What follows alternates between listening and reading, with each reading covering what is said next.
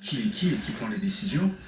D'autant plus, il y a un événement qui passait en 2022, vous savez ça très bien, quand le président au SFG de l'époque, M. Francis, était sollicité en avance de trésorerie de 50 millions à l'État.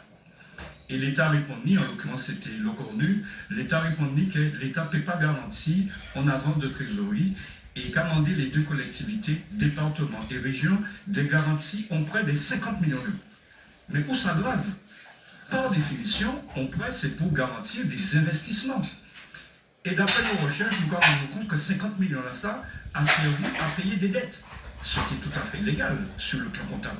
Donc, comment peut-on accepter que l'impôt des Guadeloupéens, non seulement pas permettre des nids de l'eau, mais qui va permettre simplement de payer des dettes? Enfin, je ne peux pas dire qu'ils ont payé des dettes avec. C'est vrai, nous avons garanti à 25-25. Je viens d'en parler. Aujourd'hui, je crois qu'il y a un besoin de 30 millions. Sinon, c'est la catastrophe. Je l'expliquais à l'instant. Mais nous avons demandé aussi, et dans le Congrès, ce sera une exigence, qu'on puisse nous faire une clarification un peu sur les dépenses. Qui fait quoi? Pourquoi je dis cela? On parle seulement du SMGAG. Et M. Danicran vient de citer le mot qu'il avait dit, nous tout qui est pris. Mais ce qui est important, si le SMGAG ne peut pas payer ses factures, il y a beaucoup d'entreprises qui sont fermées.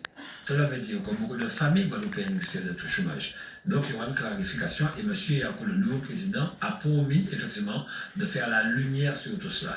Il y a des prêts qui sont faits soit pour le fonctionnement, soit l'investissement, mais je ne peux pas vous dire, là nous avons garanti, mais je crois que c'est sur le fonctionnement. Oui, mais on aura... Monsieur Danicran, vous interpellez concernant cette loi, il concerne une responsabilité. Monsieur le Président, comment on peut accepter, quand je lis la loi sur la création du SMJ, où vous êtes région, département et EPCI. Imposé. L'État imposé.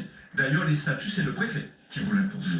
Comment se fait-il que la gouvernance de l'eau est exercée par vous quatre, le préfet, le président du SMG? Il n'y a pas de gouvernance à quatre, il y a des réunions pour clarifier les choses, pour suivre un peu les travaux, l'avancée des dossiers. En vous disant ça, il y a un président. Je m'appuie quand même sur quelqu'un de sérieux, c'est la Chambre régionale des comptes en 2022, qui dit comment peut-on accepter une gouvernance avec le préfet, le président de région, le président du département et le président du SMG qui valide tous les investissements nécessaires. Alors la question, quid du comité syndical? Donc le vrai pouvoir, je termine, le vrai pouvoir, semble-t-il, est dans les mains de l'État, qui est dans la situation la plus stupide qui soit, c'est je dirige mais je ne paye pas. Parce qu'aujourd'hui l'État ne met pas un sou.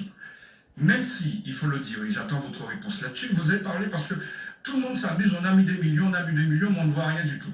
Je suis sur le dernier PPI 2023-2027, où vous avez mis 317 millions. 20 millions régions, 20 millions départements, 80 millions, 83 millions État.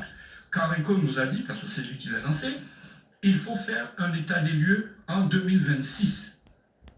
Quid des études de qualité? On n'a aucun élément et on entend toute la journée, on a mis des millions, on a mis des millions.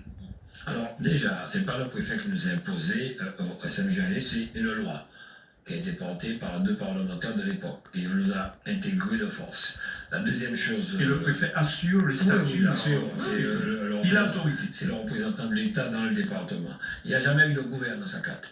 On a fait des réunions du G4, comme on dit, pour suivre un peu les travaux. En fonction des investissements, en fonction des financements que la région mettait, le département et ce que l'État mettait, on regardait dans quel délai qu'on pourrait finir les travaux, où nous devrions intervenir pour soulager les Guadeloupéens. Et je l'ai dit encore, je le répète, l'effort que nous avons fait en région Guadeloupe permet effectivement